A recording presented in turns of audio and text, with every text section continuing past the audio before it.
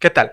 Sean bienvenidos a esta nueva cápsula jurídica en la cual hablaremos sobre los elementos esenciales del concubinato. Como siempre, les agradecemos su suscripción a nuestro canal y los invitamos a que compartan el contenido de este video con las personas que pudieran estar interesadas en el mismo.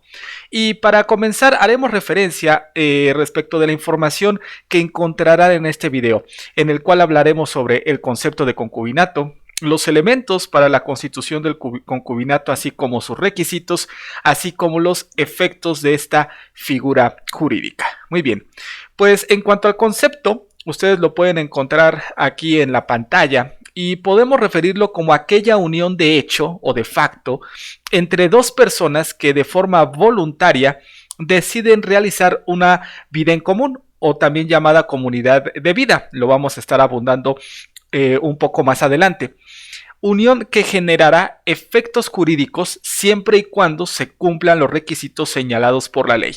Este es un concepto sencillo que hace referencia a esta unión de facto, a esta unión de hecho que llevan a cabo dos personas, como lo hemos mencionado, sin cumplir algún tipo de formalidad, y la finalidad que se busca con esta unión es realizar una comunidad de vida como si fueran esposos, pero como ya lo hemos mencionado, sin que sea necesario cumplir algún tipo de formalidad, como por ejemplo realizar o celebrar algún acto jurídico ante un juez u oficial del registro civil. Ahora, en relación a este concepto podemos identificar los elementos del concubinato. El primero de ellos es el subjetivo, que tiene que ver con la voluntad de los concubinos para establecer este tipo de relación. Y en este sentido tenemos que se refiere el elemento subjetivo a dos personas que deciden establecer una comunidad de vida, como ya lo hemos mencionado, de manera libre y espontánea. No, sin necesidad de cumplir con formalidad alguna, perdón. Entonces, son dos personas que se ponen de acuerdo, que manifiestan su voluntad para realizar una comunidad de vida en algún domicilio, van a cohabitar juntos para tal efecto. Y esta decisión es libre, es espontánea, sin que se tenga que cumplir algún tipo de formalidad, es decir, no se tiene que celebrar por escrito, no se tiene que llevar a cabo algún contrato o se tiene que firmar algún documento para llevar a cabo esa comunidad de vida. Basta con la manifestación de la voluntad de ambos para tal efecto, y obviamente no están obligados a acudir al registro civil para constituir un concubinato. Ahora bien, el segundo elemento del concubinato es el objetivo, y ya tiene que ver con el fondo de esta voluntad, que consiste, como ya lo habíamos mencionado, en llevar a cabo la cohabitación en el mismo domicilio. Ambos concubinos deciden llevar a cabo esta comunidad de vida en la misma casa, en el mismo domicilio, porque si viven en domicilios diferentes, pues entonces no se va a constituir este concubinato, y en el mismo ambos van a compartir distintos placeres y cargas de la vida, como por ejemplo vamos a hablar de limpiar la casa, preparar la comida, cooperar económicamente para el sostenimiento del hogar, ya sea con dinero o bien con el trabajo que implican las labores del hogar. También en dado caso procrear hijos, adquirir un patrimonio, etcétera, ¿no? Entonces los concubinos deciden asumir estas responsabilidades tal como si fueran esposos, pero insistimos, en este caso pues no se celebra un matrimonio, porque si fuera así entonces ya estaríamos hablando de matrimonio y no de concubinato. Hay un tercer elemento que es el temporal, y se refiere al tiempo mínimo durante el cual se debe llevar a cabo esta comunidad de vida. En la ley, lo vamos a ver más adelante, se establece este plazo mínimo para la constitución del concubinato. Si los concubinos no cohabitan durante este plazo mínimo, pues entonces el concubinato simple y sencillamente no tendrá efectos jurídicos. Y también vamos a tener un elemento más, que es el de la publicidad, y esta publicidad se refiere a que la relación de concubinato debe ser notoria para todas las personas en general, y podríamos referirnos a los parientes de los concubinos. Los parientes de los concubinos deben conocer esta relación para que la misma esté dotada de esa publicidad. Y también podríamos hablar de los vecinos, por ejemplo, los vecinos que vivan cerca de ese lugar en donde se ha desarrollado esta cohabitación por parte de los concubinos y demás personas en general que puedan estar relacionados con ellos, con los concubinos, tienen que conocer la relación de concubinato para evitar cualquier tipo de simulación, para evitar que los concubinos o la pareja intente mentir sobre la relación de concubinato que han establecido. Ahora bien, vamos a ver los requisitos para la constitución del concubinato y uno de ellos es la cohabitación y esto está relacionado con los elementos que acabábamos de ver anteriormente, es decir, el elemento subjetivo y objetivo, perdón, y el elemento temporal. Y decíamos que en la legislación se establece el tiempo mínimo durante el cual la pareja debe cohabitar de forma permanente y constante para constituir un concubinato. Esto es importante porque esta cohabitación debe ser constante, debe ser ininterrumpida para que se logren estos efectos jurídicos. Para este caso vamos a hacer referencia o vamos a invocar el contenido del artículo 291 bis del Código Civil vigente en la Ciudad de México. Cada legislación o en cada entidad federativa vamos a encontrar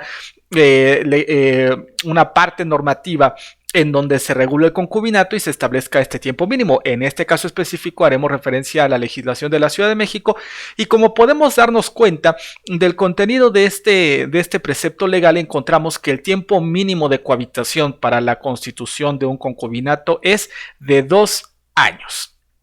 Ahora bien, también es importante destacar que conforme a esta legislación, no es necesario cumplir con este plazo de cohabitación si los concubinos conciben a un hijo en común. ¿Esto qué significa?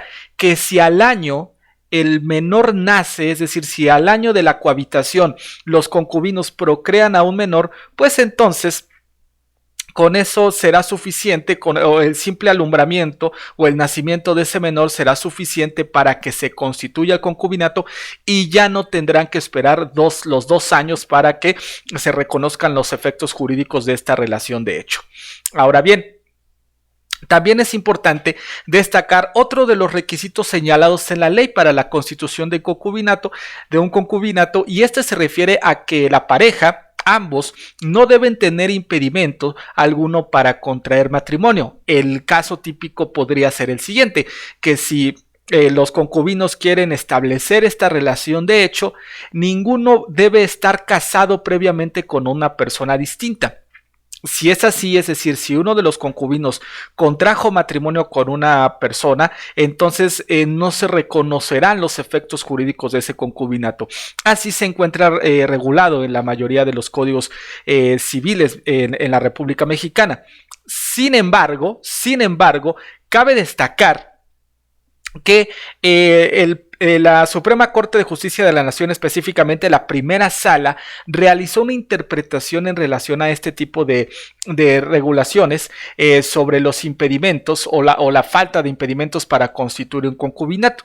Y para tal efecto, la Corte consideró que, atendiendo a la realidad social, existen escenarios en los que una persona puede establecer de forma simultánea relaciones de concubinato y matrimonio con personas distintas. Por ejemplo, un hombre puede establecer una relación de concubinato con una mujer cuando al mismo tiempo se encuentra casado con otra mujer distinta, ¿no?